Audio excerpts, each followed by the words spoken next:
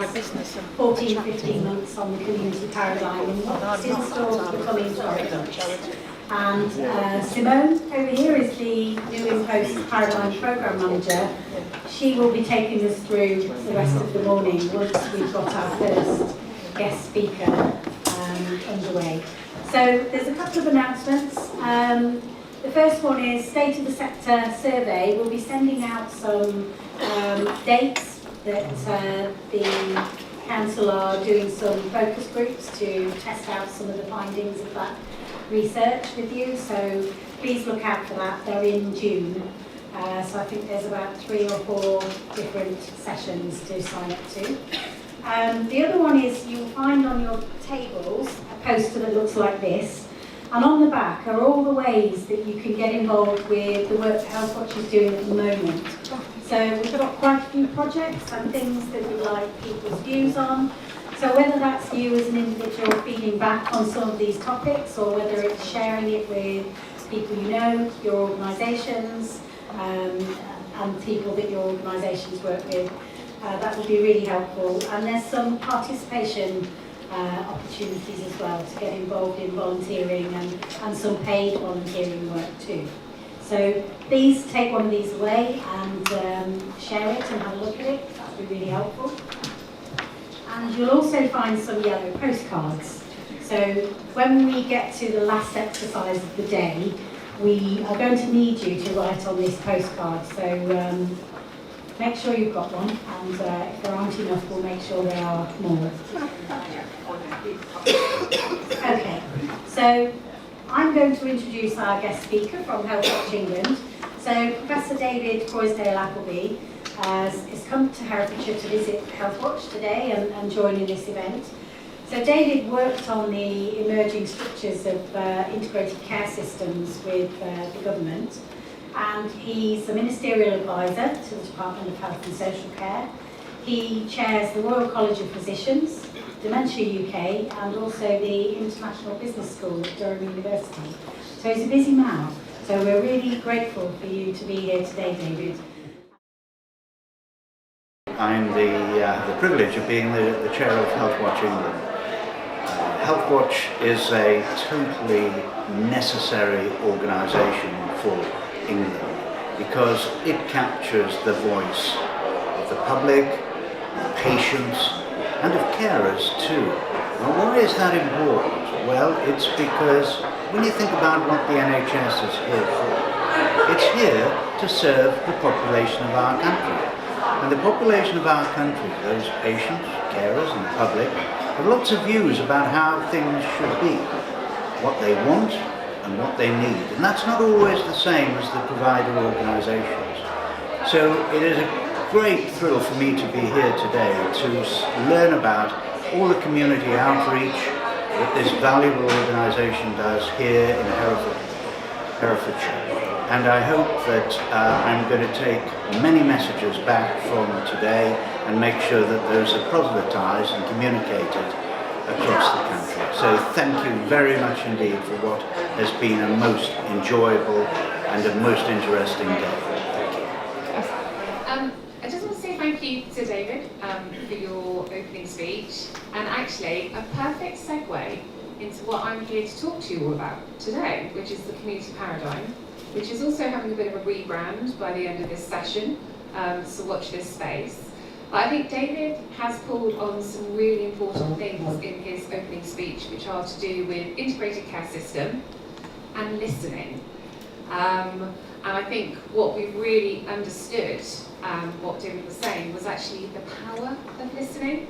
So I'm talking to you today about the community paradigm. I'm going to tell you what the community paradigm is all about. And more excitingly, I'm going to tell you about some amazing things that have been going on with regards to the community paradigm. This is a conversation that's been 12 to 18 months in the making.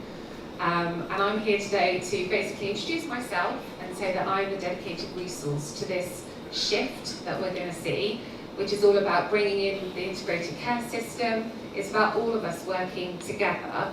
But actually, it's not just about me doing death by PowerPoint, it's about me introducing the people that make this happen. And everybody in this room makes the community paradigm happen. It's not just me in isolation. I've got the job title and the pens and all the stationery that go with it, but actually this is all of ours to own. So today I'm going to give you an update on where we are with the paradigm, what it's going to look like going forward. More importantly, we have got 12 projects today that were successful as part of the Herefordshire Together funding. So they're going to come and do just a little bit of an update on what they're looking to do and looking to deliver. That's what we're here for. This is all about community-led solutions. And then we are going to do a listening exercise. So we have got Richard Weaver from Citizens UK. We are working with Citizens UK to actually create a Citizens Alliance across Herefordshire, which is all about listening. And I know that we all do this. This is all part of our day-to-day. But the point of a paradigm and the point of my role is to take all your hard work and just bring it together in one space, that we can create that power and we can create that shift. So we've got Richard from Citizens UK, and we've got also Paddy from Friends of Castle Green, which is all about listening again, because actually if you listen, then you pick up on what needs to change. And as we know, at grassroots that really happens. And then my world is all about actually how do we roll that power up and how can we make that change happen. I'm going to try and stick to time. I'm a bit of a terror because I feel really passionate about this. But I'm going to try to stick to time. I've got Sam here probably to give me when I'm going over time. I want us to have time for questions. So I'm going to probably whip through the first couple of slides because they're all about the here and why. I think we kind of understand that bit, but I will just give you a bit of background. So on your tables, we have got our vision. So I think you've all been involved in different iterations about, well, what do we actually want Herefordshire 2033 to look like? What do we want that to be? And then actually, what does it currently look like? So I think we're all aware that systems are broken, that the power and resources are locked in potentially the wrong places, that there's a lot of activity, and it just doesn't feel like we're all kind of working in the same model that we want to be. So what do we actually need to do to shift that? What do we need to do to unlock that power, that community power and that resource which is available?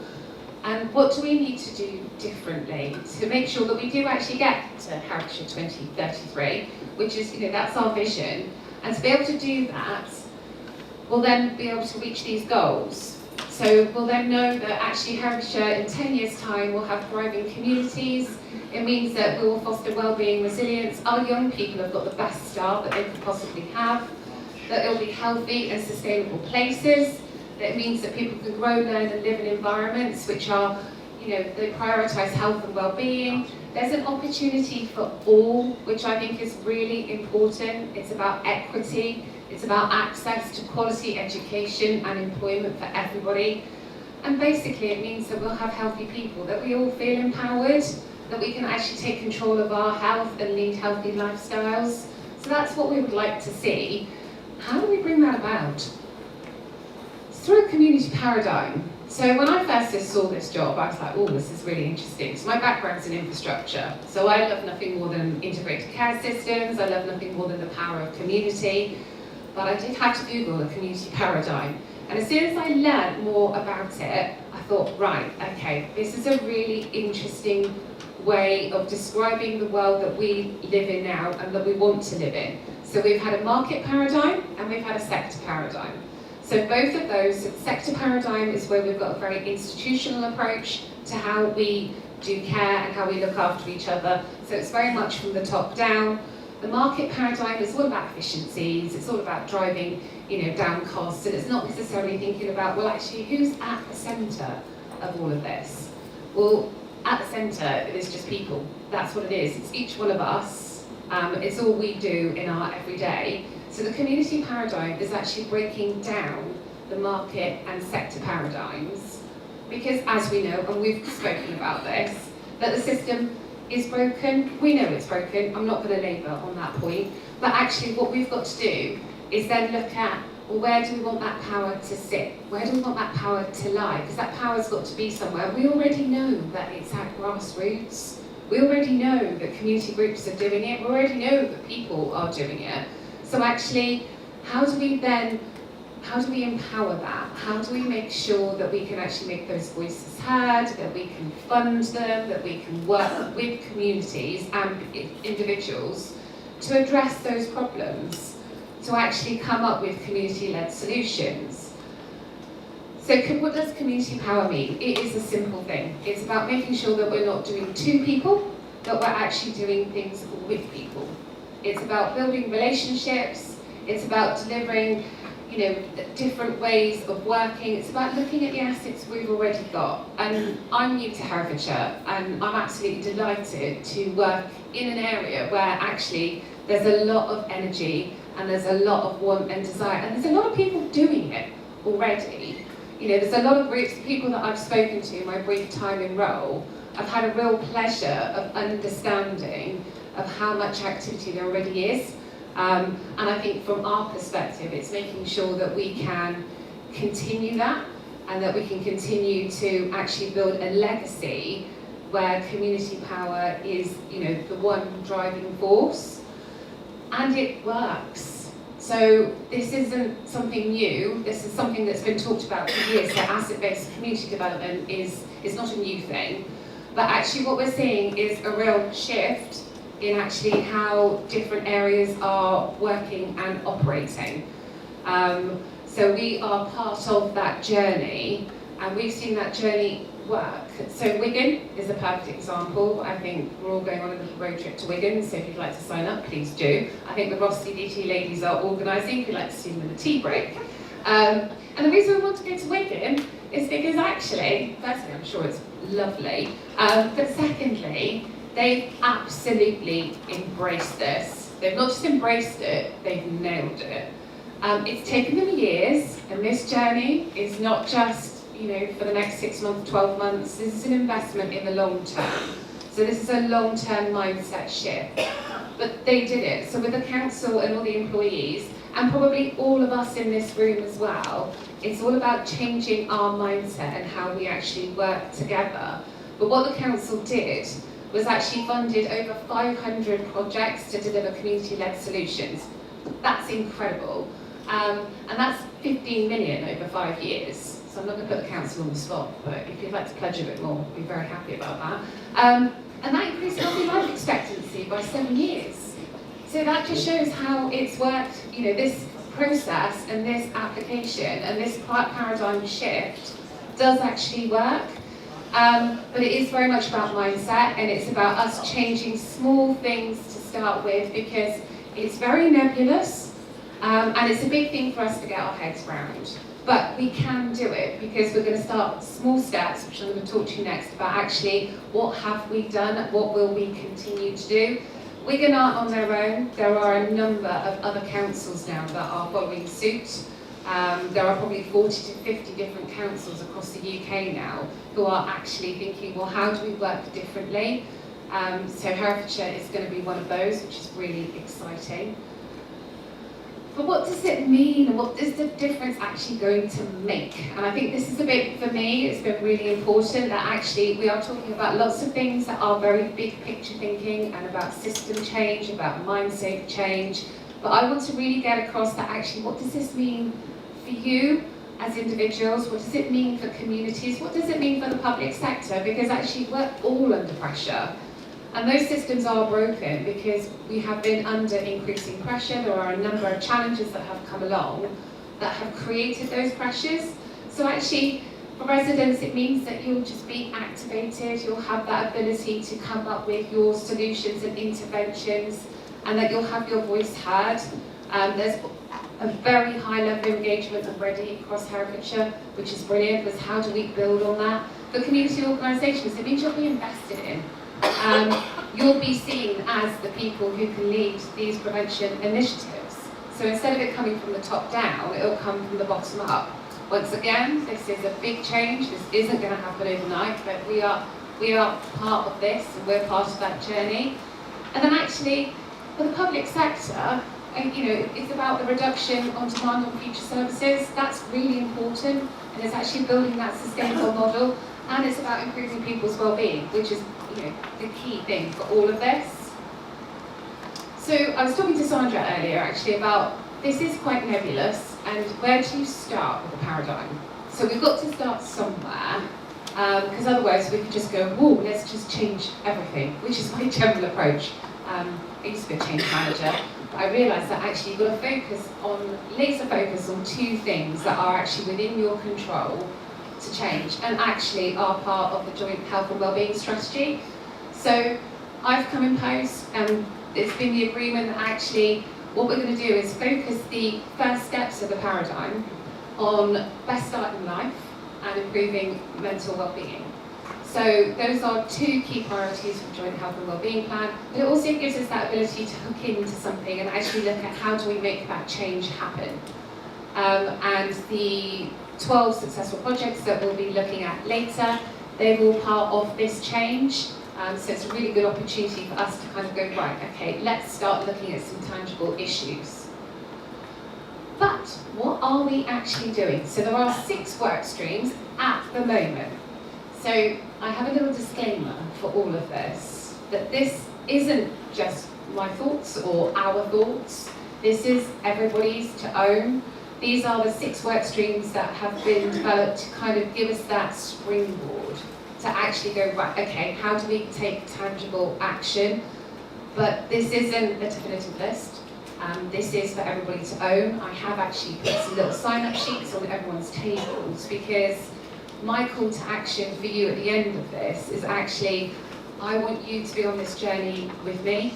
I've already made a nuisance of myself with other community groups, but actually, I want to hear about how education could be an issue. I want to hear about the blockers. I want to hear about your thoughts, successes, what we could do differently, because this is all of ours to own. So the 6 work streams are just giving us that initial kind of feeling about, well, what can we tackle in the short term? So it's about having this immersive experience. So Wigan have come up with an immersive experience, which we've yet to see because they're just revisiting at the moment, but it's actually, what does Herefordshire 2033 look like? What does that actually mean? What could it mean in terms of community power? So this is something that is probably a little bit more nebulous. We could probably do with some help with that. Actually, what would we want that to look like? How do we bring that vision to life? Work stream 2, this is a real favourite of mine, and this is obviously they're all favourites of mine, but this is really important. It's about listening. So actually, how do we listen to people? Once again, in my 6 weeks in post, I have discovered that there are fantastic engagement networks across Herefordshire. What are those voices saying? What can we do with that? Where can that information go? Once again, my role is about holding that space for those voices to be heard, because there's already a lot of work going on already. But also, how do we just listen to people differently? Where are there different voices in different places? Who's already doing it? Once again, I've discovered there's a lot of groups out there that are already doing a fantastic job. We're going to hear from Paddy, from Friends of Castle Green later, that actually listening just makes that difference. And then, what do we do with the community chest? So this is really, really important. And I think David did touch upon this, about actually, it's about joint budgets. It's about a pool of funding. It's about everybody having fair access to a pot of money that has a joint approach. That is almost like nirvana for this whole piece of work. But actually, I'm delighted that there has already been really significant steps taken for this, and I think it's quite revolutionary for the fact that we've actually seen public health money fund community-led projects. Once again, we'll be hearing from them later, which is basically, well, actually, how do we just empower the community to deliver community-led solutions? And then actually, how do we make the money easily available? My background is in infrastructure, my background is in funding, and I find myself daunted so many times about application forms and return on investment. Well, actually, how do we just make that easier for people to deliver the solutions they want to do? The chest is empty, But that doesn't mean it's going to stay empty. But it does mean that we need to think about, well, actually, who do we speak to? Who do we contact to fill the chest up again? Local businesses, philanthropists, crowdfunding. There's lots of different options that we could look at, and then we can support community-led initiatives with that. We'll take that funding, and then we'll look at actually how can we deliver things differently. So we've got our 12 projects. They are our pilots. They are our first guinea pigs. Actually, how do we deliver those projects? But how do we connect them horizontally with each other? How do we connect them with public health? How do we connect them with the PCN? How can we make sure that that money that's been invested can actually target as many people as possible? And how can we actually make sure that those projects are supported, and we could just do things slightly differently with them as well. So once again, that's something that we're looking at. It's different ways of working. We have those 12 projects that are our pilots, but actually how do we co-design processes and services? What do we do with KPIs and outcomes? How do we just make it easier to actually deliver those and to make it more community focused?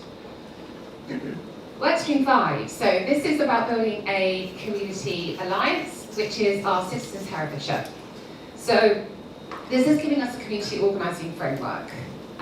Once again, there is a whole heap of community organising that goes on already across the county, but this is actually our ability to amplify voices, amplify the citizens' voice. So we are working with Citizens UK and Herefordshire Wildlife Trust to develop a Citizens Herefordshire Alliance. Richard is going to give us a bit more information on that later, but this is a real movement. So this is a social action movement where we identify social action issues, and through the power of the collective, we can make that change. You're all going to be part of that, because that's where the postcards come in on your desks. You are going to be our first few stories we're going to collect, but we'll talk about that later. And then last but not least is actually building infrastructure. Now, there is a very robust infrastructure already across the county, but actually what can we do to just make sure that it stays robust, that we're doing everything we can? How can we, capacity build? How can we advocate? How can we do leadership, partnership, collaboration, co-design, all of that? And how can we make it an easy system to access? And probably a big thing for me is actually, how do we make the language easy for us all to access? So actually, how do we all just have one consistent approach? So those are the 6 work streams that we're looking at. Not an exhaustive list. There's more that we can add to this. So once again, I want you all to be part of this. I think the bit for me, I'd like to say I've done all this in 6 weeks in post, but I haven't. There's been a heck of a lot of work that's been going on this already. I'm here, the only reason I'm here is because there's a real belief in this shift by all partners. So the role is funded by a number of different partners, which once again, for somebody who has an infrastructure background, new to area, this is quite different. It's a very good approach to have. But also what has happened, so we've got 12 Herefordshire Together projects. We've had a community chest, we've got new ways of working. It is incredible for the fact that actually, we have seen that money come through, those grants and those projects are already up and running. There is already community power. We're not coming in and we're not changing anything, because it's already taking place. Once again, 6 weeks in post, I've seen huge evidence of that. But actually, how do we just roll that up and make sure that that has a legacy and a framework? Community organising, so Citizens Herefordshire, initial conversations already happened. We are going to work with Wigan and other council areas actually to understand what they did, what did they do differently. And basically it's about listening. So listening is already happening, we're seeing that every day, but it is about building those solutions. And then in terms of what's happening next, this is the bit where I want everybody to be involved with. This is just some of the things that we're going to be looking at. So it's really important that we do that grassroots capacity building. Because if we are going to be looking at community-led solutions, we need to make sure that everybody that works in the community has the ability to actually access funding, has the ability to deliver projects, You know, it's about upskilling, but it's about, for us, leadership and advocacy as well, that partnership working, what can we do differently? What does this Herefordshire 2033 experience look like? What is community power? How do we develop that vision? What's that look, feel, or even smell like? And then we want to collect 10,000 stories. And you're going to hear this as a consistent theme, which is about collecting stories and listening. So this 10,000 stories is all about the Citizens Herefordshire Alliance. It's how do we collect those voices and what do we do with those, which is where your postcards will come in. It's about developing community chest. So we've had tranche funding 1. How do we make sure that that stays in existence? Where do we get the funding from? What can we do differently? And it's about coming up with a co-produced prevention plan for Herefordshire. Even though, you know, I'm not a huge fan of co-producing, obviously I am, but it's that collaboration piece for me, it's the language there. But it's how do we do things together? How do we work together? And once again, this is not anything that we can do in the next, you know, couple of weeks or months, but this is stuff that I want us all to work on. Once again, you've got sign-up sheets. This is not me on my own. This is all of us. We've all got a part to play in this. And then ultimately, how do we have a joint commissioning funding framework? That is the ultimate goal. As it was alluded to, how do we have one pot of money that we could all access? It's difficult, it's not an easy thing to do, it's a real mindset shift, it's a breakdown in processes and frameworks, but it is possible. It's possible because we're seeing it happen, we're seeing it happening here, but actually how do we just make sure that that is part of how we just naturally think about funding? And last but not least, the role of the partnership is absolutely crucial. So you are all here today, you have given up 3 hours of your time. Your voices are important. You will be part of this paradigm. You will be part of this world that we are, you know, this journey that we are undertaking. So you've all got a vital part to play in this, and actually this is a real opportunity for us to go, right, so what's being said here? What do we do to make that change happen? So those are some of the things that we are looking at, and ultimately, we're all bringing Herefordshire together. So as of now, the community paradigm is gone, because that was a concept, and that is actually a vehicle for change. But what the change we want to see is this. This is it. We want to bring Herefordshire together, so that's what we're going to do, working together. That's what my role will do. I'm here to hold a safe space for everybody here. I'm here to be Switzerland and be neutral, but ultimately, we're all part of that change. So, come on the journey with me. I think I've literally just nailed it one time. We've got time for one question. Frank, go for it. We all know that the ICB, the ICS is Herefordshire and Worcestershire. You haven't mentioned Worcestershire at all. Well, the good thing is that I have my colleague, Esther, in the room. Over there. Over there. So the good thing is, Frank, we are very aware that the ICB sits at joint county level. So whatever we learn from here, we will share with Worcester and vice versa. So we're already working collaboratively on actually what's the framework for this, what's the learning that we can share. So we're very much on the journey with that one. Ooh, Andy. We've several two speakers today have spoken about a broken system, and I think most of us will acknowledge that parts of the system are broken and struggling. And I don't think anyone would pretend that the community paradigm is going to replace the public sector. And if we're saying that's broken, I think one of the lines and principles within this is how is this going to help fix the broken system? How's it going to feel less broken in the future? So I think the Paradigm project, it needs to have lines directly into the public system in terms of how is it going to support it. How are our projects going to make that feel less broken? It would be nice to have that line drawn so that we know that our project will be thinking about how we can improve. I think it's a really valid point, and I think it's about the community-led solution, so it's about that prevention, it's about that reduction in demand on services, that actually, if you have a befriending project in Ross, you know, what's the impact of that on mental health and well-being and isolation? You know, if you've got Home Start, what's the impact that has on families? You know, actually, when you see the community drive those solutions, you'll see the impact on, you know, the services that are at stretch. So I think just by chipping away at those things, we'll start to see small, really small, incremental outcomes. At first they may be invisible because these things generally tend to be, they take time. But I think because we have a number of, you know, organisations already doing things which impact health and well-being, I think we will slowly start seeing it.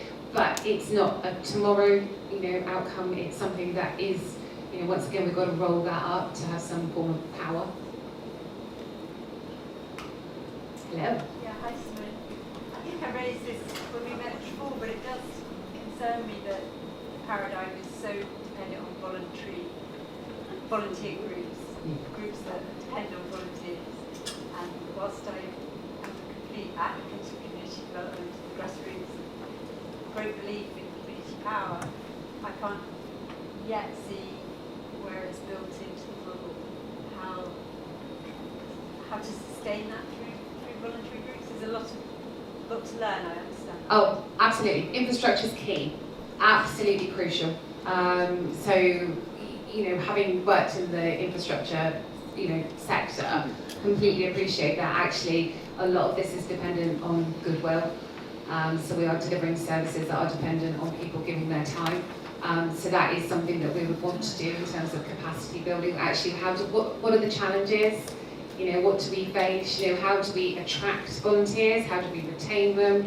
You know, there's a lot of work that goes around that, and it's recognising the fact that actually this is all, you know, majority, or actually 99% of all community-led work is through volunteers, but there's definitely an appreciation to that. I'd love to work with you on that, you know, understand that. Obviously there's HCP Talk Community, you know, there's a lot of infrastructure in place already, that what can we do to support volunteering, but definitely noted, definitely. Are there any more? Oh, yeah. Well, I'd just like to ask the question. I agree, 10-year plan, great and all the rest of it. How do you engage with the person at the moment who is struggling, maybe as a carer, maybe as a patient, who is trying to access the services, say for sake of argument, carer, somebody with dementia? It's very difficult to sell them something for 2033 when actually today they're struggling to access services, whether they be voluntary or statutory. Yeah. And how they are supporting the two health and well-being priorities. But it's not just that, it's about supporting, you know, Best Start, it's about supporting mental health, it's about reducing loneliness and isolation. So I'm going to hand over, I feel like I'm doing like Eurovision or something, I'm going to call up the different groups. Obviously, we're super blessed that we've got some of them here today, and I'm really super blessed for the fact they've taken time out of their busy schedules to be here. A couple of groups are literally volunteer-based and haven't been able to, you know, send anybody along. So you've got me doing a very poor impression of those groups. And once again, what I'd like to do is just remind you that these projects have been funded because they're helping support the priorities in terms of best start in life and improved mental well-being. But as we know, with anything that's done in the community, it isn't just that, because they have so much more than just that impact. So I'm pretending to be Herefordshire Nurture Through Nature. These are some fantastic pictures that have come through from Sarah. So Sarah Watkins runs the organisation, and the Herefordshire Together funding has given Sarah the opportunity to set up 2 new playgroups. One in South-Wye and one in Leinster. So these are outdoor playgroups. And it's about supporting families with children under 5 who are experiencing adverse childhood experiences. And this is all about getting kids outside and playing. Absolutely amazing, just getting really dirty, washing dinosaurs, doing things like that. But through play, they're learning. through play, they're bonding, you know, the families are also benefiting from this as well. So this is all about giving families that bit of space where they can connect. So Sarah told me that actually she's got about 20 families attending each session, which is absolutely incredible. So obviously the children are really benefiting from this, but it's the fact that the parents have said that these sessions are so beneficial to them, and they are feeling less lonely as a result of that, which is, once again, it's the power of that community-led, you know, initiative, for the fact that actually we're seeing benefits of more than just one. It's plus one. It's that ripple effect that we're seeing. And just a highlight for the Herefordshire Together projects as well, there's a real range of investment as well. It's a real range of, you know, green space, green care, arts and crafts, community development. You know, it's a whole range of different investment just to give us that ability to kind of see what delivers where and the impact of that. So a big well done to Sarah. Sarah couldn't be here today because she's teaching, but she's doing a fantastic job. We are a small CIC, although we're rapidly growing. We're a not-for-profit organisation, and we set up in 2009. But we've been quite a small organisation until really this year, and this year has been a tremendous year for us. After many years of extremely hard work, we have a huge new project that we're lifting off the ground, literally lifting off the ground this year. We've taken over a 19-acre site on the edge of Hereford, on the southern edge of Hereford, by Newton Farm, which is completely fantastic. It's beautiful. It's where the housing sort of finishes when Belmont Wanderers play football, and we turn to absolutely beautiful Herefordshire. It's an amazing site. So we are on our site. We're growing vegetables. We are setting up a community growing project, growing vegetables for hopefully up to about 200 households, using community members, volunteers, and we have paid growers as well. But also on that site, which I'll be talking a bit more about today, is we are setting up a children's educational garden, which we have had one previously for 10 years, but this is on our new site, on our new space, and it's incredible. So it's a lovely space where children can go and learn to grow, learn to sow seed, learn about nature, learn about where their food comes from. Our organisation is all about connecting people with the land and learning about where food comes from, how it grows, how to cook it. So our children's garden is currently being built. We're about halfway there. We've been using groups of older children, actually, Duke of Edinburgh children, lots of local secondary schools to help construct it. We've still got a way to go. And our vegetable production has now started, which is fantastic. A few people have commented I'm looking a little bit tanned, but I've actually been out in the fields the last few days getting about 4,000 plants in the ground, so it's an enormous exercise. Our first vegetable shares start in July, and we will have affordable shares. We've got lots of ways that we can make those accessible to everybody. So our other part of our project, our enormous project, is about to be constructed at the end of the year. We are setting up the Southside building, which is a multi-purpose building. It's linked with Belmont Wanderers Football Club and ourselves. In our part of the building, we will be having a cook school, which will be not fancy pants cook school, but a affordable cook school that use the local schools, local groups to learn how to cook, made from scratch, hearty, wholesome food using all our vegetables picked directly from the land, which is so exciting. We're also going to be setting up a community cafe and hopefully a sort of community space in there, and also an indoor learning space. So our part of the Herefordshire Together project is we are using the funding to run 12 family cook workshops. We've run these before. We usually use the Kindle Centre, which is next to Aston in the centre of Hereford, and we're also going to Tupsley White House running these family cook workshops. They are fantastic. The essence is they're getting families to cook together, cooking using fantastic local produce, lots of veg, but also getting families that perhaps wouldn't normally cook from scratch at all, but actually cooking together as a family activity, co-cooking together. We have about sort of 10 to 15 families at each session, so they're complete mayhem, but brilliant. And the idea is everybody cooks together, takes a part from any age of child to any age. Sometimes we've had 3 generations coming together, which is fantastic. Everyone cooks together, 2-course meal, which we sit and eat together at a big table that we make. We put the tables together and we all eat together at the end. They're really special. They're really special events. And we've found from these that actually the majority of people, which is our aim, go on to cook more at home together as a co-cooking activity. Most families that come to us cook, they come to lots of our events, not just for one-off. But they do go away and they think more about perhaps they should, perhaps they would choose more vegetables. They also, perhaps are working with vegetables they've never seen before.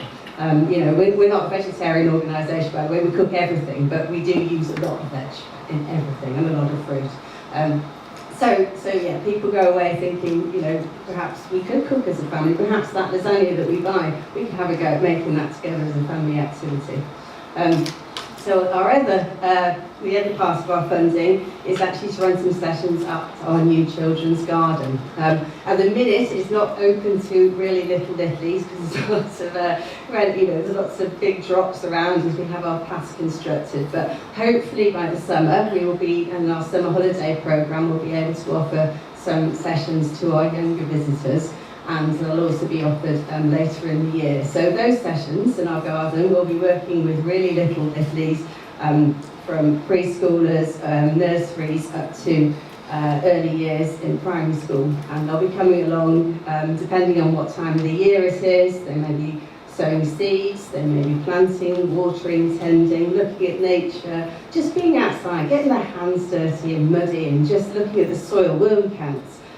Seeing what nature we've got around us. And also, hopefully by the summer, we'll also have a very basic field kitchen in our children's garden as well. So we'll be able to cook a little bit with some groups, and we're already getting groups there tasting. We've already got vegetables growing in our children's garden, so everyone has a little taste as well. So that is our Herefordshire Together project. If you haven't heard of us before and you want to find out more, come and talk to me.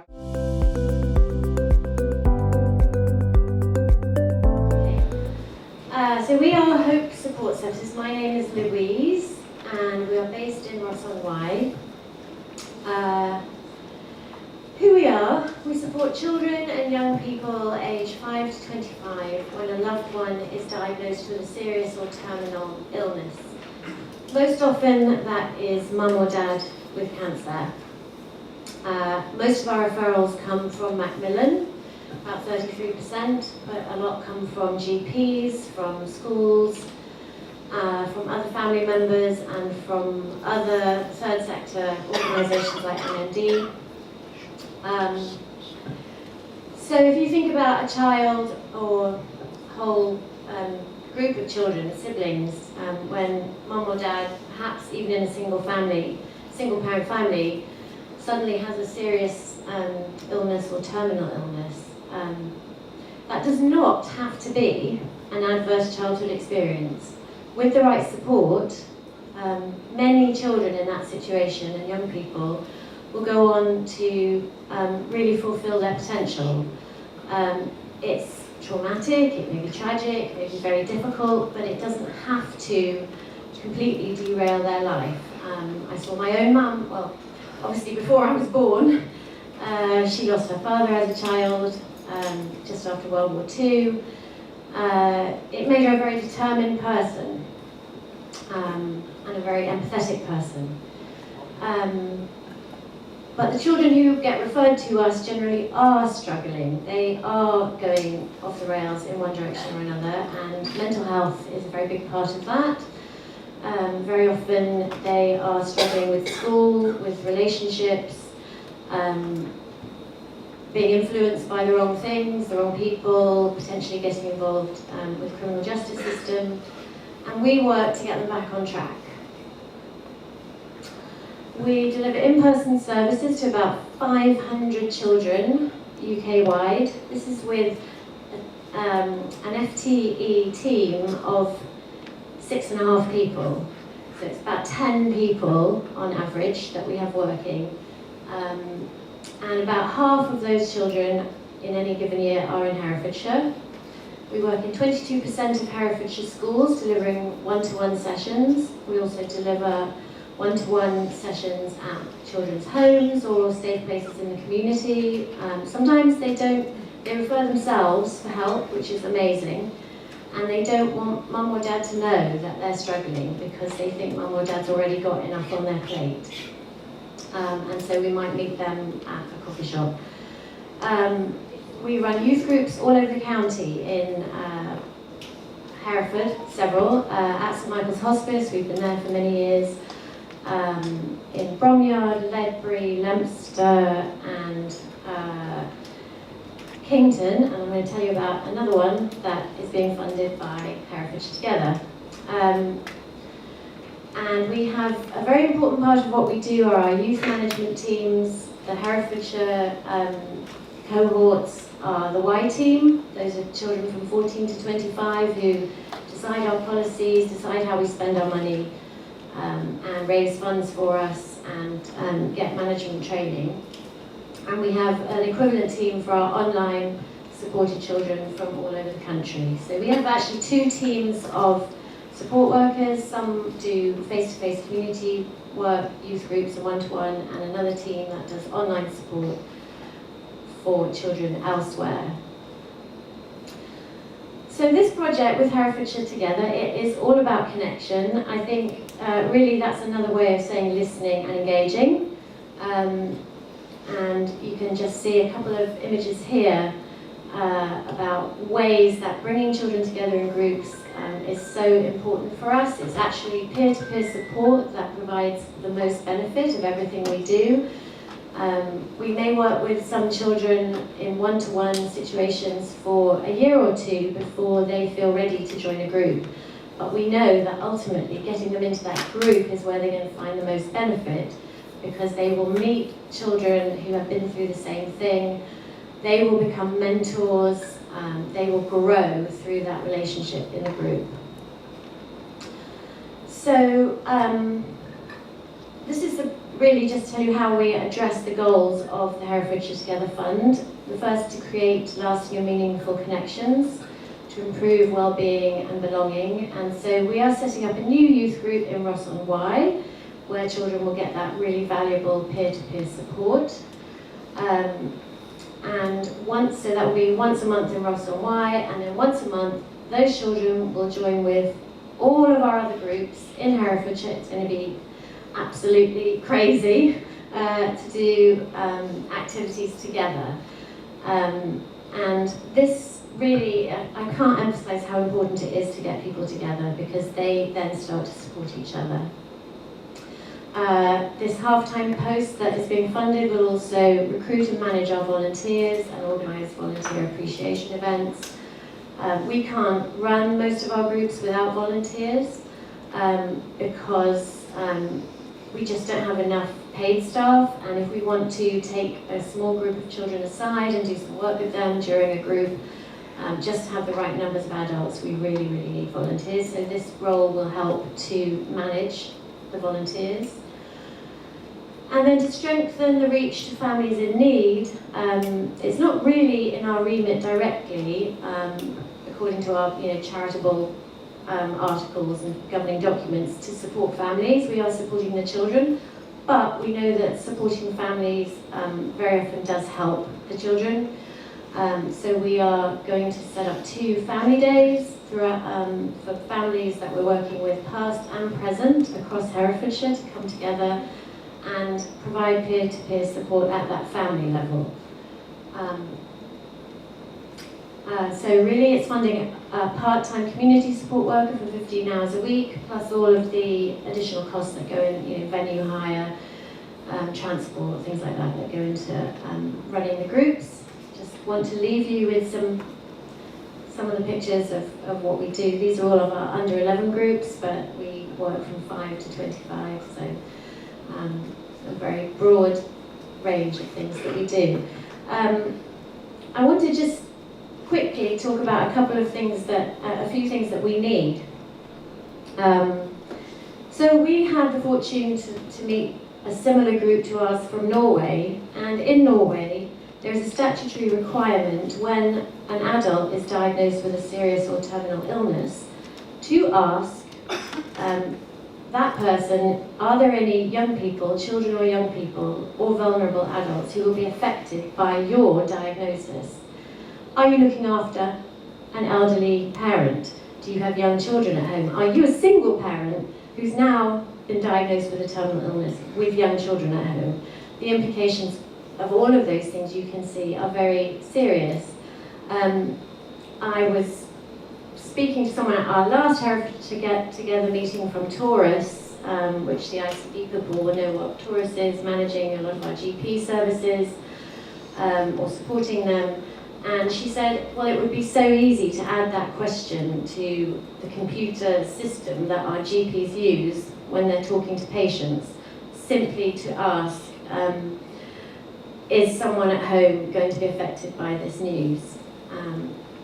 And there's a whole myriad of implications of what could happen after that if they say, yes, I've got 2 small children. And you know, there's the question of, is there funding to support those children? Do we need statutory funding? There's all sorts of questions like that, but at least you can ask the question. If you don't ask the question, you don't know what the scope of implications is. So that would be really, really important for us.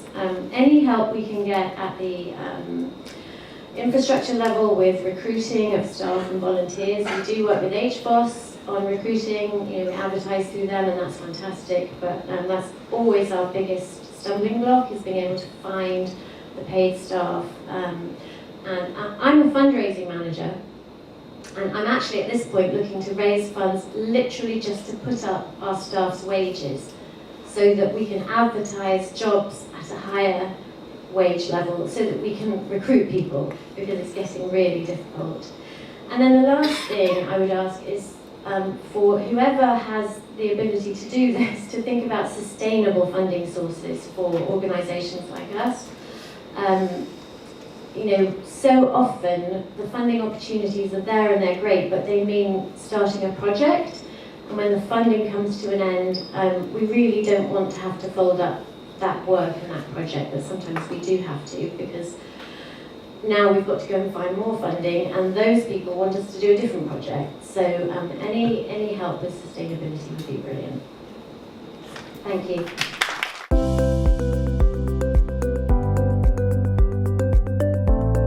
Been operating in Herefordshire for, actually this year will be 42 years. So I'd be really interested to know how many of you know about us or know about the services and support we provide.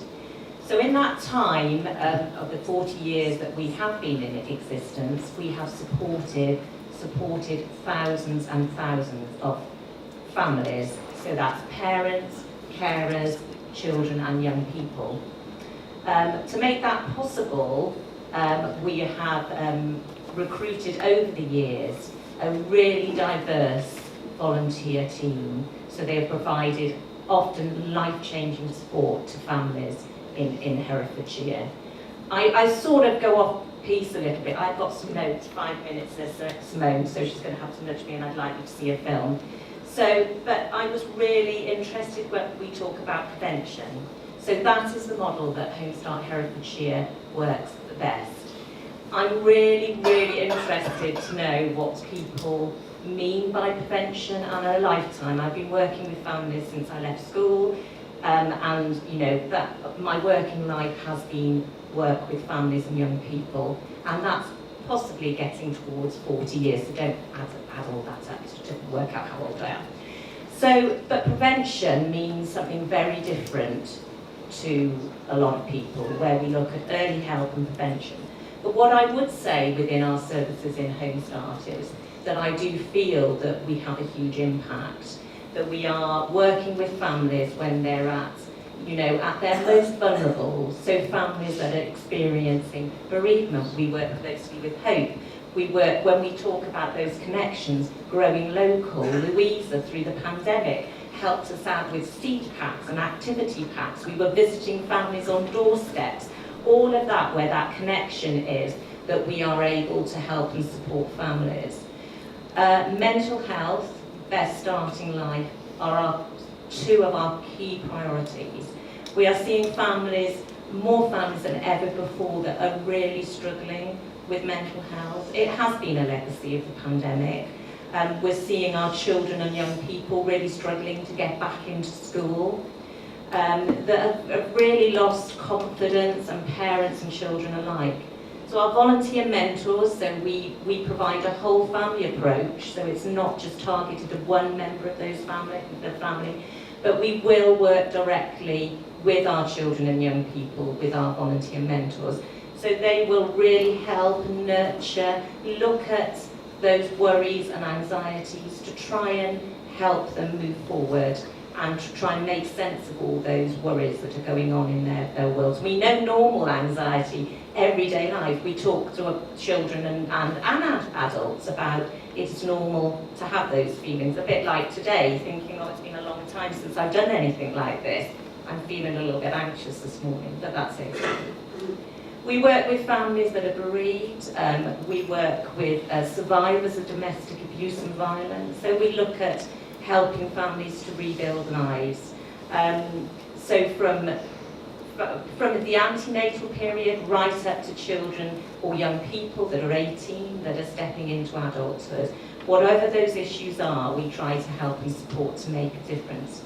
How do we do that? We do that through our amazing volunteer team.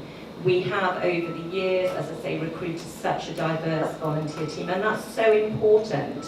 We need to be looking at members of our volunteer team that really understand our local communities, our local community volunteers that know what's going on. For me, I mean, I've worked in Herefordshire, as I say, for years, but I can't pretend to know what every church hall, every group, every service, but our community volunteers do. They will often look at those areas, they will take families to groups, like a lot of you here today, they will know all of those.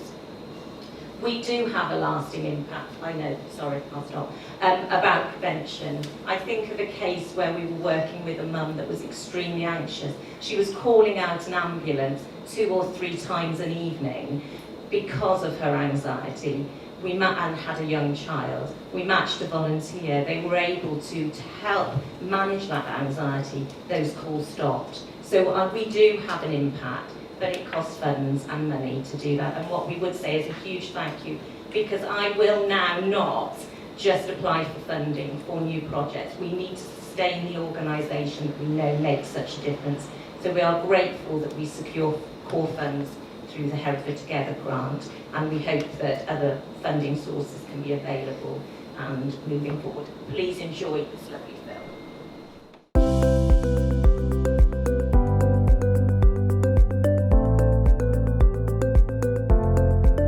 For those of you that don't know Hereford Community Park, we first started in 2007.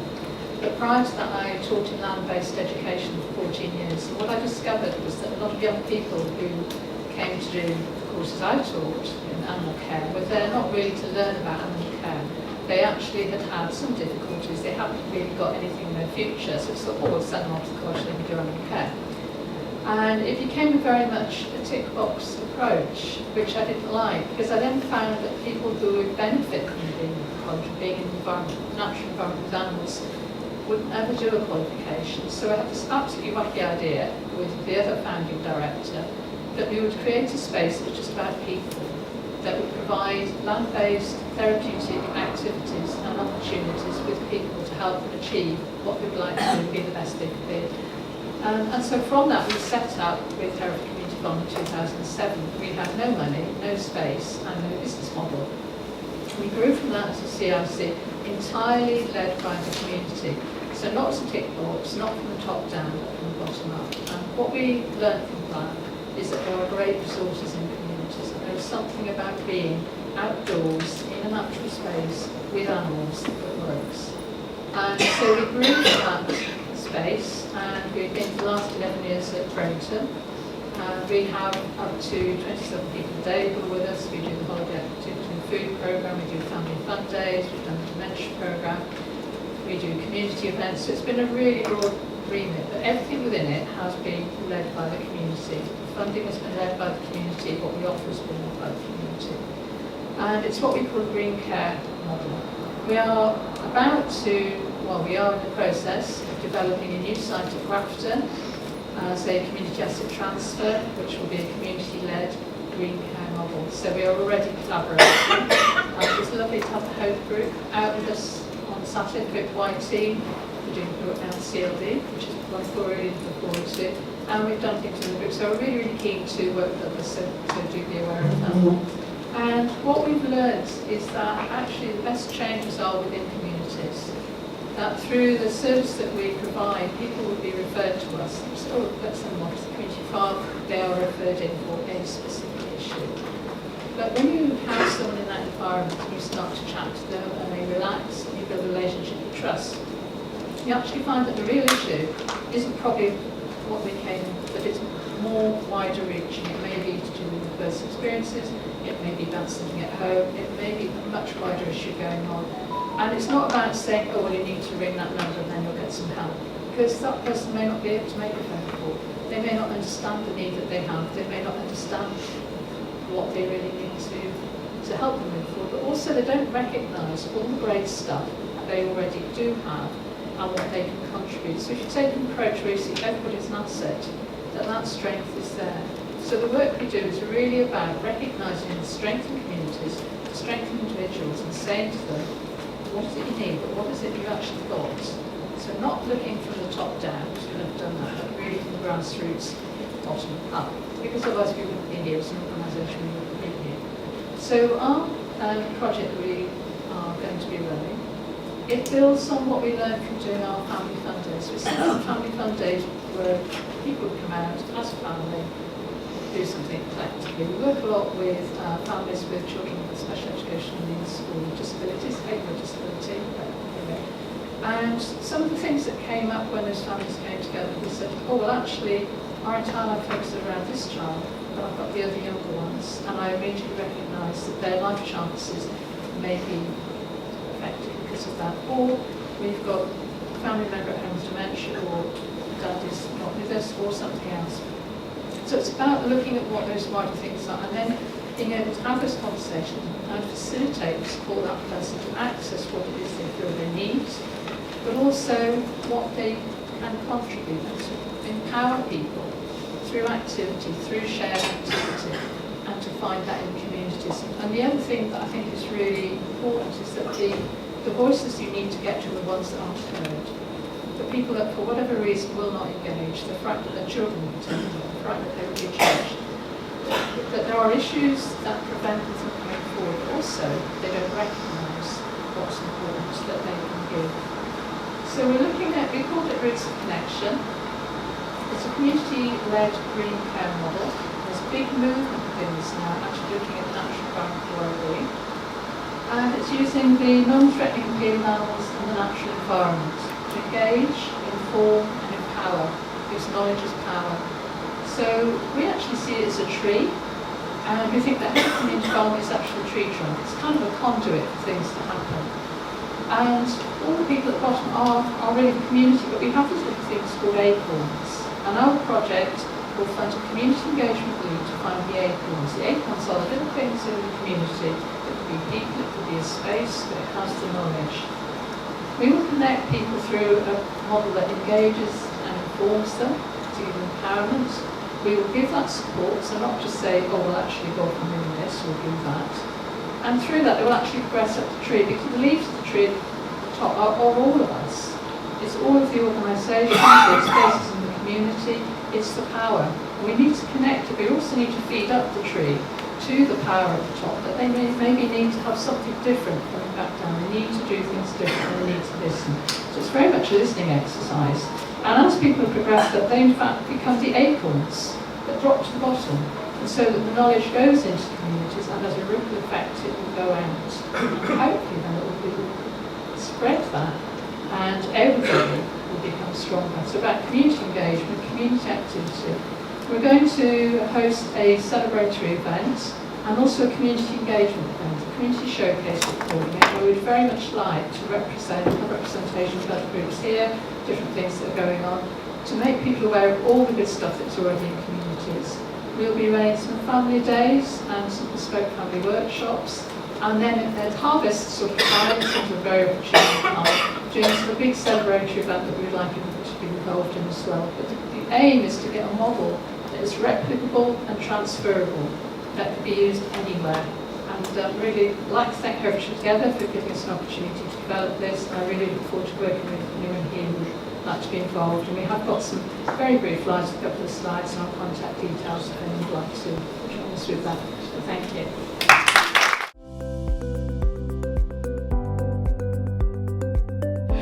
Right, I work for West Mercia Rape and Sexual Abuse Support Centre, and we're very grateful to have received some funding from this project. And so I'm just going to whistle through some of what we do, but then I'm also going to give you a case study. Can you hold your microphone a bit? Thank you. Is that better? So we work across Herefordshire and Worcestershire, and we support survivors of sexual violence. Anyone from the age of 5 upwards can access our support services.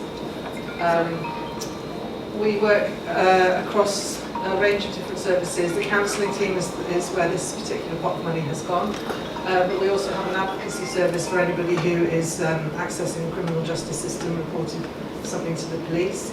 Again, working with adults and children. And we also have this early intervention and prevention team, which is around offering services in schools, particularly training to professionals, and lots of attempts to kind of prevent abuse from happening in the first place. So just to illustrate the value of the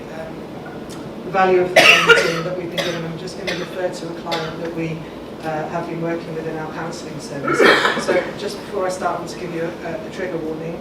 I am going to talk about this woman's experience. I'm not going to give details, but just to let you know that's what's coming. So this is an example client. I'm calling her Tracy. She came to work with us when she was 20. She'd been approached by the police because her cousin had reported being raped as a child, and that cousin had suggested that the police might want to talk to Tracy as well, as that cousin knew that it happened to Tracy as well when she was little. Tracy hadn't chosen to report to the police. She'd wanted to forget what had happened, but she was now in a position where the police were asking her to relive what happened to her as a child. Tracy had been already raped by her cousin when she was 8 years old. Her cousin was 12 and living in the same house. The rapes continued until Tracy was 16 and left home. At 20, Tracy had spent 4 years sofa surfing and sleeping on park benches. She had not had contact with her family, and her mental and physical health was very poor. When the police found her, they told her about our services, and she was supported by one of our independent sexual violence advocates to report the situation to the police. Sometime afterwards, the police decided that there wasn't enough evidence, and the case was given a no further action decision. Tracy says that the police told her there wasn't enough evidence, it was her word against his, and she hadn't ever told anyone at the time, and if it had gone on for as long as she said it had, that would go against her in the court system. Tracy was devastated. She had to relive things and talk about people and experiences that she didn't want to, and in her words, all for nothing. Razak met Tracy when she was 25. She'd been on our counselling waiting list for 12 months. She wasn't sleeping, she was self-medicating with alcohol, and she was still sofa surfing. The ISVA that she'd been working with had told her that if she needed any support in the future to come and talk to us, then she could, and so she did. And during the counselling times, working with Tracy, she told us about how it had been for her as a child. She described self-harming and making sure teachers could see the scars in the hope that someone would ask her what was going on at home. They never did. She described being good at school before it all started, and then becoming what she described as mute afterwards. No one asked her why. She described the fear that she had of closed doors, certain noises, brushing her teeth, all because it brought memories up for her. The counsellor and Tracy spent a lot of time building trust. Tracy really struggled with trusting any professional. During their first few months, the counsellor was being tested. Tracy was making sure the counsellor would do what she said, that she would be there when she said she would, and that most importantly, she would be believed. Tracy was a brave and inspirational woman. She was courageous and selfless. She worked hard to get herself a job. She started at the bottom of the ladder and was working really hard to progress. When they finished their work together, Tracy was accessing medical services, she was working and she had a stable place to live. She described herself as a survivor. Tracy didn't get a good enough response when she was at school. If a teacher had asked her what was going on, there is a chance that she would have been supported earlier. One of our priorities is supporting teachers with skills and training on how to respond to disclosures of sexual violence. We go into schools across Hereford and Worcestershire to provide education on a one-to-one basis and to professionals. Tracy, however, had to wait 12 months for her counselling. This isn't good enough, and I'm sorry to say that the situation hasn't improved. However, the funding that we've been given from Herefordshire Together has allowed us to offer a few more counselling sessions to people like Tracy. The funding that we receive for our counselling service is not statutory, contrary to what many people might believe, so we're dependent on funds like this. Thank you for that.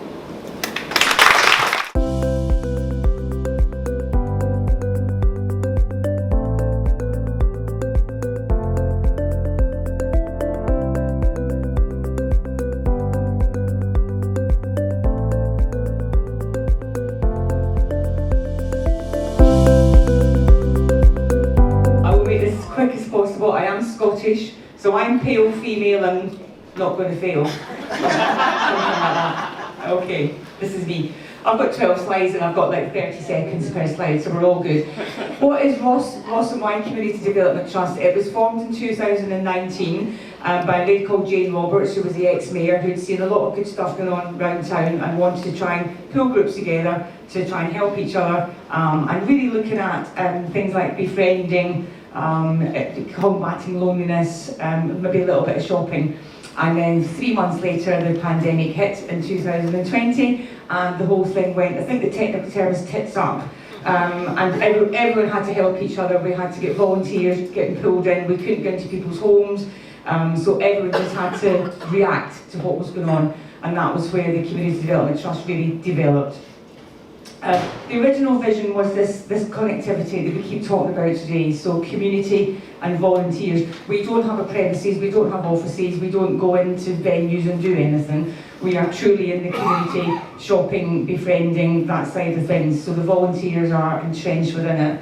We then obviously move into other Ross groups, so for instance Millie and I have been, so Millie's coming up next, she's at the hub in Ross. She'll talk about her group, but just that engagement with other groups. So we are dealing, by default, we deal largely with elderly, lonely people who are normally not badly off, so it's actually not about financial support, it's more about that emotional support and welfare. Millie's dealing with a whole different group of people, and what's fantastic, and we've been doing it already since I took on the role, is that part where I can say, oh, this isn't really my area of expertise, I've got a gentleman who's struggling to pay his bills and trying to get back into work.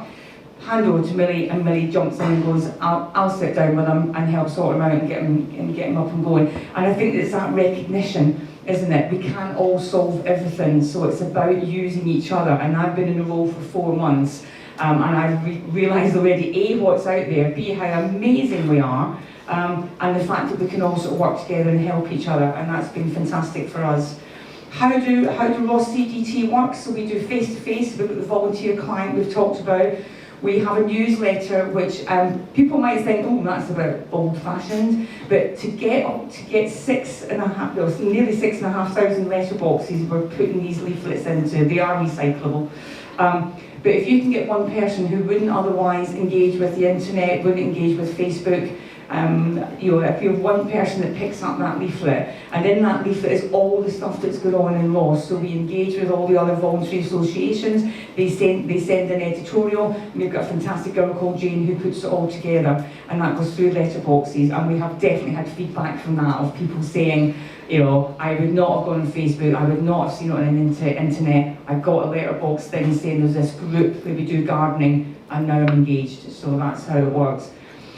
Our helpline is really key, and it's quite an unusual thing that we have. I mean, a lot of organisations here are part of a national larger organisation. We're not. We're based in Ross. We're not national, but we have a helpline, and we were able to access that through the pandemic. We got some funding to actually get free access to this software to run our helpline with.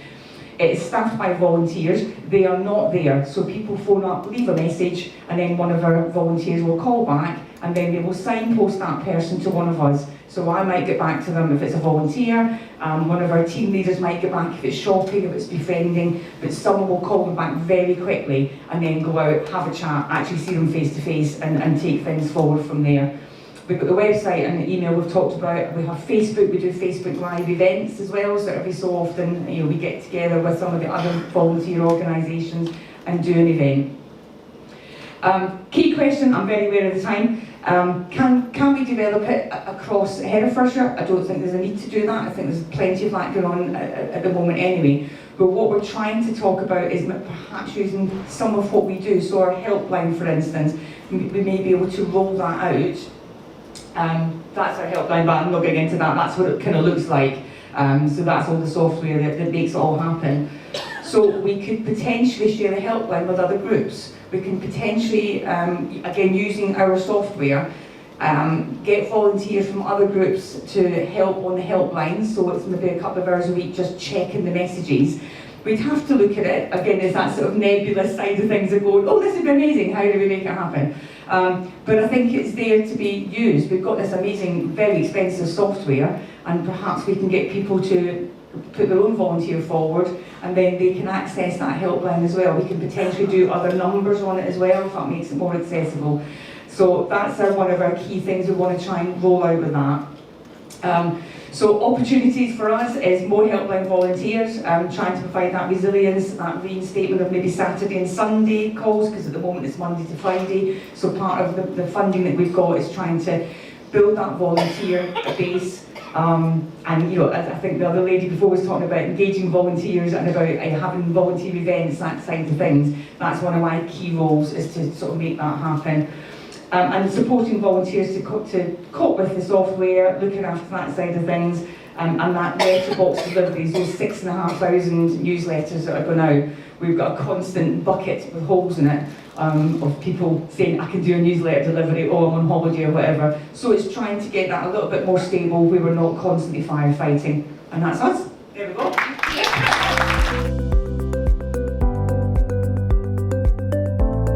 Yeah, I'm Millie.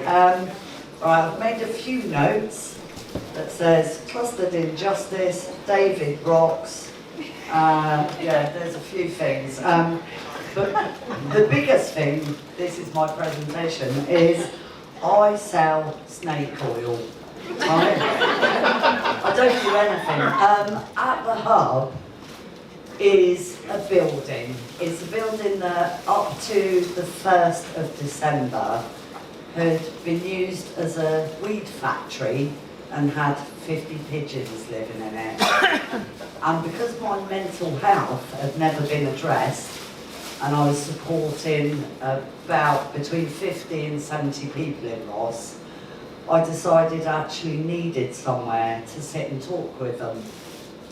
So with, I think, about 30 quid in the bank, I signed a tenancy on a building that was derelict after I had a builder come in and tell me it was going to cost me 50 grand to put it right. I then started knocking down walls.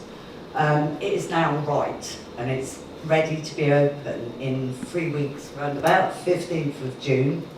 And what we're going to do at the hub is bring real equality, hopefully. I was employed by HCP, and I'm forever grateful, as a community link worker. I was given the job on a very dodgy interview, because I'm not very good at interviews because I've had no education, but I've had experience. I've had experience of homelessness, domestic abuse, addiction, families in prison, poor health care, some with mental health issues. I've had a lot of experiences. And the one thing that it's given me is being able to sit on the floor with people and say, what do you need? And that is what's missing. What do you need? What do you want? So many people came to me when I was a community link worker. I was inundated. Within a week I'd thrown away the phone, so I realised it was pointless having a work phone, because because everyone just contacts me through my phone and Facebook and any other way that they can. And I probably get about 40 tags a day on Facebook for various problems. And someone says, do you deal with this? And I say, well, of course I do, if it's a problem. I was extremely lucky to have someone come on board with me on the 29th of December and say, you can't just run around doing stuff, you've got to be a CIC. What's a CIC? I didn't know what it was. I'm now a CIC. Everything that I was doing through GoFundMe, and I was also doing nighttime dementia care to pay for the support that I was giving people during the day. And then I realised, actually I've been doing 126 hours a week, quite a long time now. I maybe need to stop trying to work doing nighttime care so I can do daytime care, and this is where these amazing people have come in. So I no longer have to look for 30p to buy a packet of biscuits. We've got an amazing space, and what we're going to do there is invite everybody in that have got all these tiny little groups that aren't CICs, and we're going to give them a space for nothing, and we're going to facilitate everything for them, so that June up the road that looks after 6 people that have got really poor mental health and other issues can come and sit down with those 6 people. The veterans that don't want to join the Veteran Association, well, they can all come and have a game of pool. We feed about 50 people every Wednesday. We get in numerous agencies every week, and luckily this has given me a bit of a badge to engage agencies and see I'm not just a lunatic running around trying to do stuff. I actually do know a little bit about what I'm doing. I love people, and I think the whole ethos of what we do at the hub is keep throwing love, yeah? If you throw enough love and care and passion, true passion at anything, a little bit's gonna stick. And bit by bit, we can get people not only to fix themselves, but to fix others. Someone came up on Wednesday, walked into our group for the first time and said, who's the volunteers and who are the patients? I said, I looked around, because actually a lot of people that we were supporting in the beginning are now bringing up cakes, making cups of tea, sorting out other people's issues, and that's what it's about. It's about not having a group for people that have got disabilities, not having a group for elderly people, not having a group for homeless people. It's about all of us looking after and loving each other. Yeah, that's what we do. So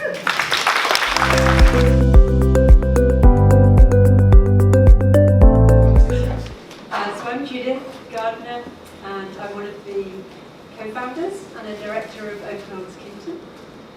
And I'm Kim Gregg, and I'm also director of Open Arms Kington. There we go. Very briefly, we set up, really inspired by the same sort of idea that we wanted to create somewhere that's kind, caring, supportive in Kington, because although it's a very beautiful and much visited place by tourists, it's a hard place for a lot of people to live.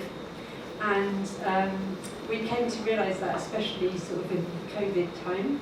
And those of us with young adult children particularly became aware of just how grim it is to be a young person in Kington where you don't have a bus after 5 o'clock. You can't go anywhere, you can't work in Hereford unless you've got a lift. How dependent you are on parents, and if your parents are themselves struggling or dealing with lots of challenges, then you yourself are carrying a hell of a lot.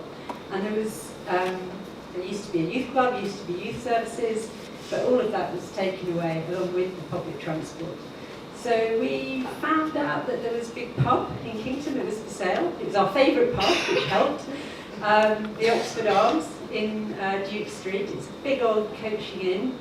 And a group of us just came together with a like mind that if we could find a way to buy this pub it's pretty run down, but it was still trading, then we would be able to turn it into a space that could become a self-sustaining hub, community hub, with a dedicated place for young people. And that was really important for us because the young people are so alienated and victimised. It's always them who've done the bad things in Kington.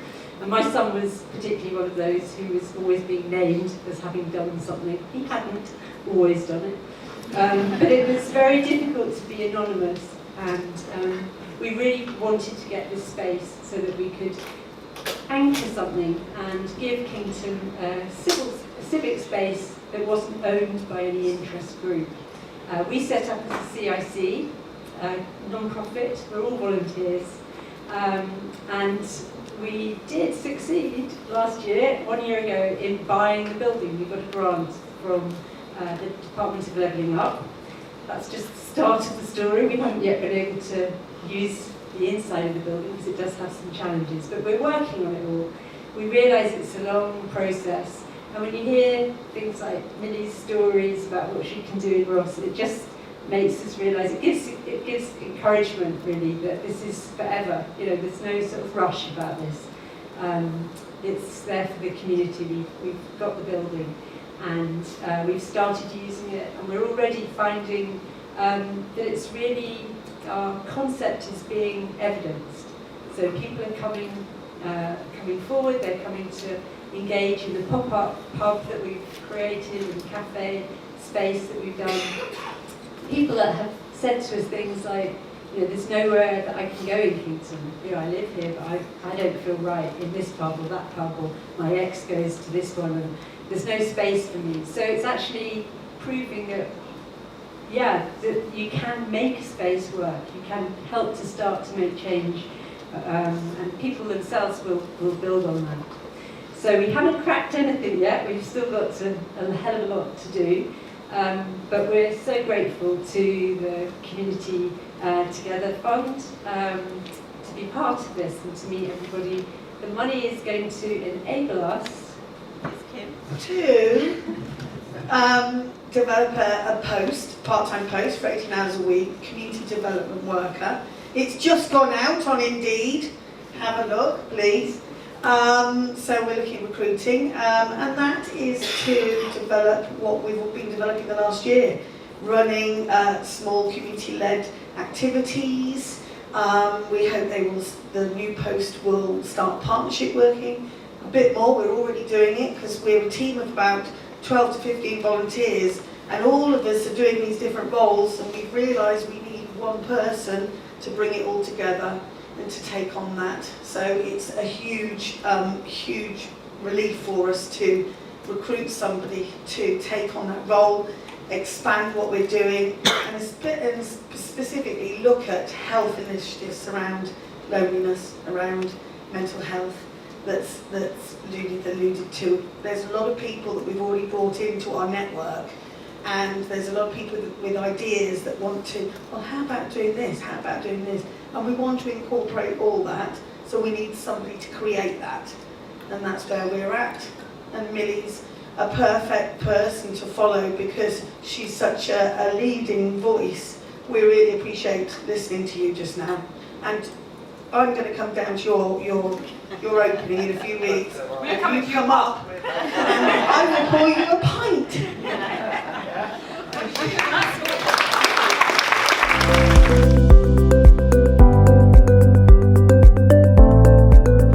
New location for their shed scheme, which is really crucial in terms of reducing loneliness and isolation, and especially for male mental health as well. I will be sending out details of all the projects, and obviously if people are happy to share contact details, we can all go to Ross or Kington, which sounds like fun to me. Or Wigan. Yeah, or Wigan.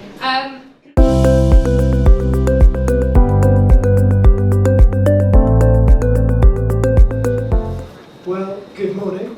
I'm Borodar. It's great to be with you. It's great to be here in Hereford. I mostly spend most of my time living and working in South Wales. I live near Pontypridd, in the heart of the South Wales Valleys, where I work as a community organiser. So I guess Citizens UK is probably best known Citizens UK is probably best known for its work around the real living wage and for welcoming refugees through a community-led approach. So the real living wage started with a campaign to get one local employer in East London to start paying a proper wage to its workers. There are now more than 14,000 real living wage employers across the UK who pay this voluntarily. They pay a higher wage that actually it's judged on a wage that people can actually live on. So as you can see from the vision statement and the mission statement, we believe that democracy and democratic participation is important. Ahead of elections all year round, we are relentlessly non-partisan. We also believe in the importance of institutions as key intermediary institutions in our communities, the ones that mediate relationships between people and the state and the market. So institutions like churches and mosques and schools and colleges and union branches and community organisations.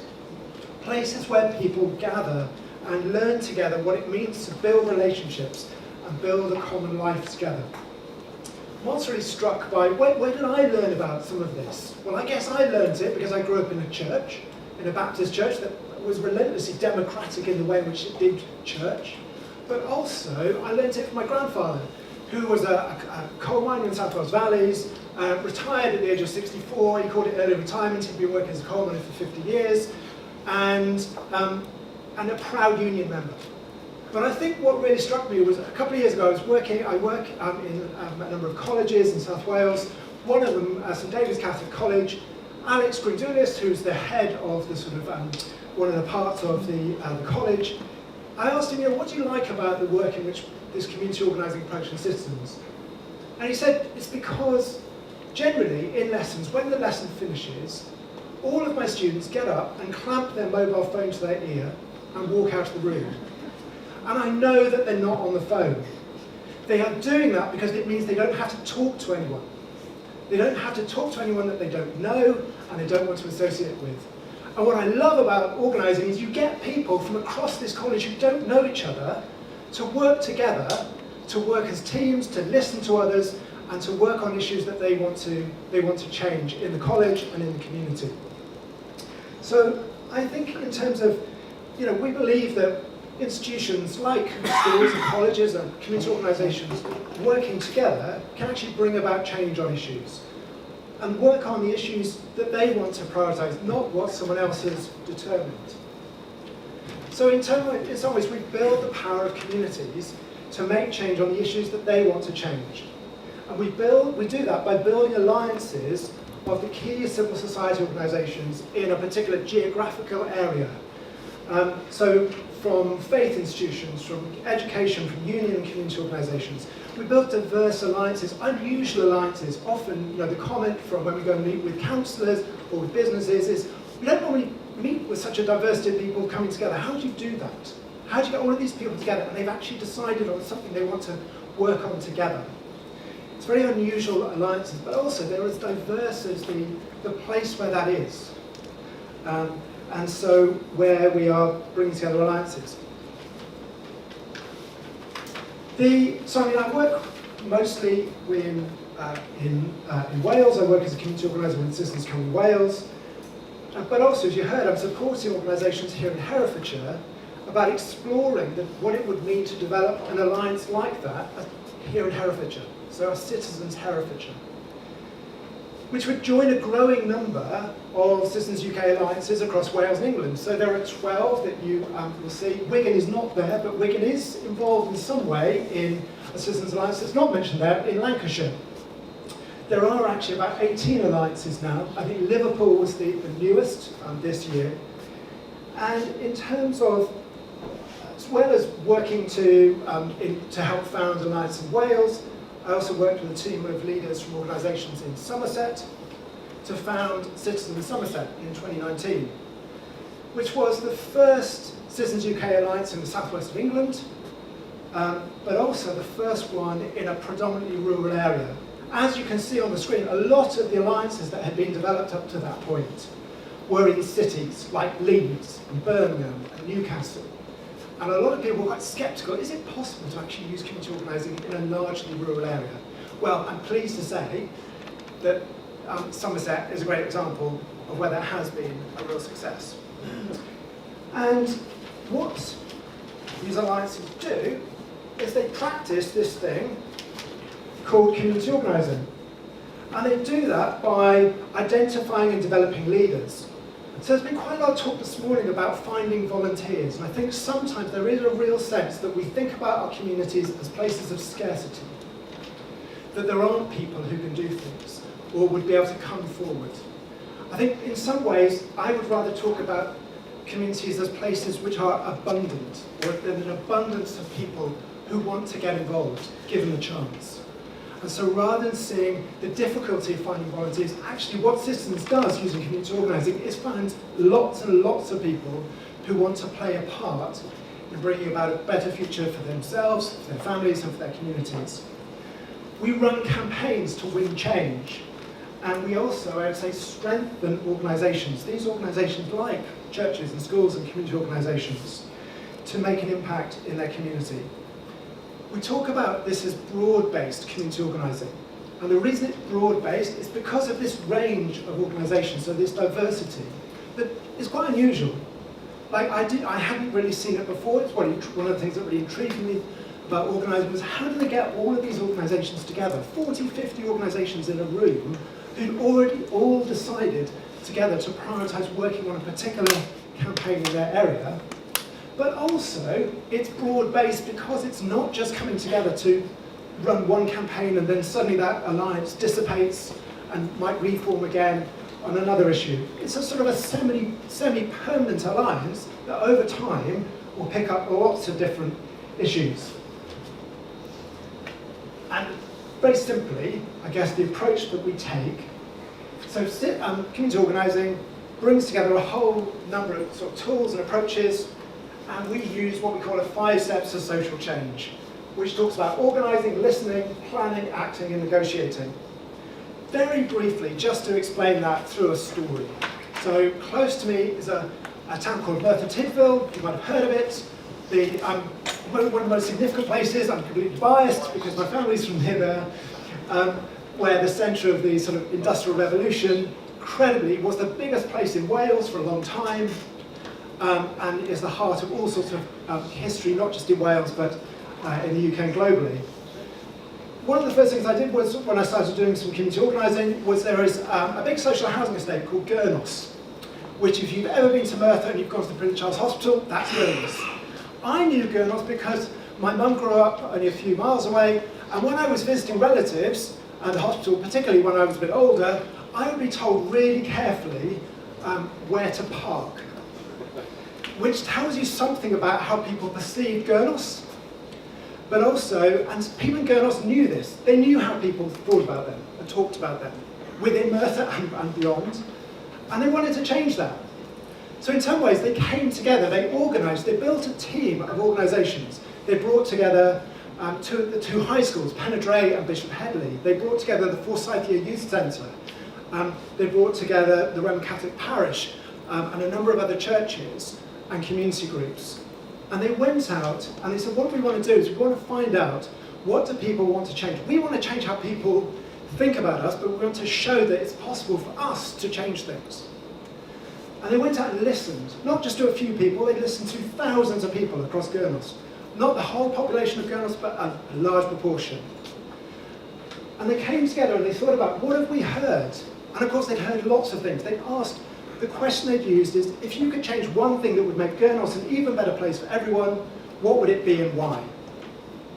And they heard lots of stories, as you can imagine. One of the themes was about safety of children and young people. And when they started to think about what they'd heard, people talked about some stories they'd heard of near misses on a road. So when they built Gurnos post-war, they built it with a 40-mile-an-hour road that runs through the centre of it. And when they built it, they built underpasses. People didn't like using the underpasses because they were dark and the lights didn't work and they were muddy and they were full of sharps and cans and people hanging about. And so instead of that, people would run up a steep bank, run across the road and down the other side. And people with limited mobility were struggling to do this. People with pushchairs were also doing this. And there were plenty of stories of near misses on this road. And so the thing that they picked was, we want to make this road safer. And what we see in other places, in Merthyr and elsewhere, is we see zebra crossings. Can we get a zebra crossing? And can we block up these underpasses that nobody wants to use, and can we get a zebra crossing? So they wrote to the council, didn't get a response. So they decided that they would take action. The action that they took is that they went to Primark and bought some zebra onesies, and they dressed up in these zebra onesies, and they recreated the Beatles' Abbey Road album cover with chalk on the road where they wanted to get a zebra crossing. And they got the local paper, the Merthyr Express, to come and cover it, and it was a front page story. Off the back of that, they wrote to the council again. This time, the council leader, a man called Brendan Toomey, replied and said, yes, I'm very happy to meet. Why don't you get in contact with my office and come down to the offices in the centre of town, and we can meet. The young people, perhaps their response was quite typical. In some ways, they knew where the offices were. They weren't quite sure how they would get there, but their response was, why doesn't he come here? So they invited him to come. This was in July. He came, and they wanted to take him for what they called a Gurnos safari, which had a particular connotation, I suppose, in some ways, for some people, about how they saw Gurnos. And he took one look at this underpass, and he said, oh, okay, I get it. We don't need to walk through it. In some ways, the young people were brilliant, because they said, well, no, this is the start of our safari. We want you to walk, we're going to walk around the estate and show you what we want to get changed and where we'd like to get a zebra crossing. In some ways, by the time he'd walked through that underpass on a sunny evening with 20 young people, I think he got it. If I don't want to walk through this underpass on a sunny evening with a group of people, what's it like on a winter's morning or a winter's evening? And so in some ways, it sort of made the point. He was really struck by the fact that these young people were very articulate in terms of they knew what they wanted to change, they knew what they'd done some research about zebra crossings and how much they would cost, and they asked him to do that. He said he would do his best. The young people who had grown up in Gurnos had no faith in politicians, and so they invited him to come back to a youth centre that many of them were part of, to sit down at the end of the summer to negotiate, to talk about how they would actually get this zebra crossing and block up these underpasses. And so in some ways we take action to get a reaction. The reaction they wanted to get is they wanted to get round the table with the person who could actually make that change. And in August, or at the very end of August, beginning of September, just before term started that year, they sat in their youth centre. On one side of the table, you had Brendan Toomey as the leader of the council. You had some people from some other local councillors, people from the Highways Department who had a look about this and had been sort of asked by the council to work out, was this possible? And someone from the comms team. And on the other side of the table, that campaign had chosen 6 13 to 15-year-olds to negotiate on behalf of Gurnos for a zebra crossing. And I was sat in the corner of the room, not speaking, thinking, isn't this the way the world should be? That people who are directly affected by an issue actually get around the table with people who can make change. And in that meeting he said, yes, we can do this. And what's brilliant is that a few months later, they started to see the foundations of this zebra crossing, and within a few more months, there was a zebra crossing. That they could, in some ways, they could see and experience the change that they had made, because they got to cross it every single day on the way to the shops, to the buses, to school, to the youth centre, but also everybody else in Gurnos and across Merthyr, because lots of people come to Gurnos for the hospital, knew that this zebra crossing was not there because the council had made some enlightened decision, but had come about because of a campaign led by people in Gurnos. And then they started to think about the other things that they had talked about that they really didn't believe were possible to change. Things like, how might we get more jobs for young people? How might we get better paid jobs for young people in Merthyr? Things that they hadn't dreamed that they would be able to do, but through winning change, they could actually do. Very briefly, a quote we often use in community organising is, if you don't have a seat at the table, you're probably on the menu. And I think a lot of people can relate to that, because that's the experience of people in communities. It's of ourselves at times, and of others that we know. that decisions are made about them without them being involved. And so what community organising is doing in using these 5 steps is getting to people being able to negotiate, to be at the table where decisions are made, and then to hold decision makers accountable for the promises that they make. And as I said, there are lots of different campaigns. So although we're best known for things like the living wage and around refugee welcome, we do lots of work around things like voter registration, work around getting a halal Nando's, getting the local football club. I know we're in a football club here. This is a bigger football club, but not as good, maybe, not sure, to pay their living wage.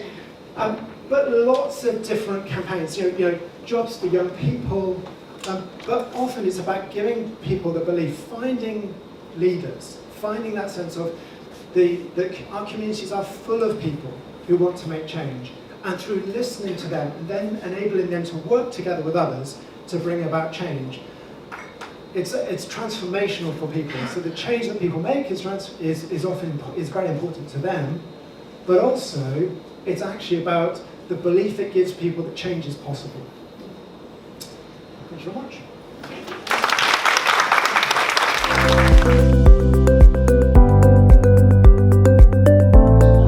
I'm very conscious it's been a long day, and thanks Simone for the bun slot right at the end. So I will keep this brief. I'm Paddy, I'm from the Friends of Castle Green, and just coincidentally I'm also the COO for the EF Bulmer Trust. Just listening to some of the people talking this morning, we have got a funding round that's open now, so if anyone wants to apply for a grant, the Bulmer Trust are looking for people to come and apply for grants. We're looking particularly for local Herefordshire-based people who support the community. It's exactly what you've been talking about today. So I'll be around during lunch, just going to have a word if you'd like to apply for a grant, which is open right now. Friends of Castle Green, if you don't know Castle Green, it's smack in the centre of the city, around the back of the cathedral. One of the first public parks in England, opened in about 1760. And the Friends of Castle Green have been around for about 20 years. We're a community group, volunteer-led. 6 or 7 of us on a board of directors. We're a CIC, it was established in 2017. And our job is to try our best to look after Castle Green. If you know it, it's tucked away, gets a bit dark and dingy at night. If you're from Hereford, it's the place where you'll go and do things you're not supposed to. It gets a bit creepy at night. We were aware about 20 years ago the place was starting to go a little bit downhill. So we decided as a group of friends, a group of volunteers with local community support to try and do something about it. So originally we set ourselves up to get the place buzzing a bit. We had community events, fireworks, community fairs, craft fairs. And then in 2015-16, Herefordshire Council came and asked if we'd like to take on what was the old training college, the Georgian building. That was established back in 1830 as a public baths and a reading room. If we'd like to take it on as a community asset, and we're literally given the keys and agreed to heads of terms. Then in 2018, agreed a 25-year community asset transfer with Herefordshire Council. And then, as luck would have it, the Stronger Towns Fund came around, and we decided to apply for some funding with them. However, the Stronger Towns Fund was particularly competitive, but one of the things that made a huge difference was the fact that we'd spent probably 2 years trying our best to listen to the community we were serving. And we had some awards for all funding to help with that. And we ran a series of world cafes and open days where we invited people along and just opened the doors. And the thing that did the trick was that we used Gina. If anybody knows Gina, she works in the cafe in Cappuccino Yard in Church Street, and she provides the best food in the county. So the place is packed because Gina's food is just something to behold. And we had some fantastic feedback. And some of the things were not quite what we thought we could do with the building. And it was interesting just to sit back and listen. One of the things that they told us was to design anything that wasn't too posh, because it's a place where you want to come and knock the walls around a bit and relax, particularly for the younger people.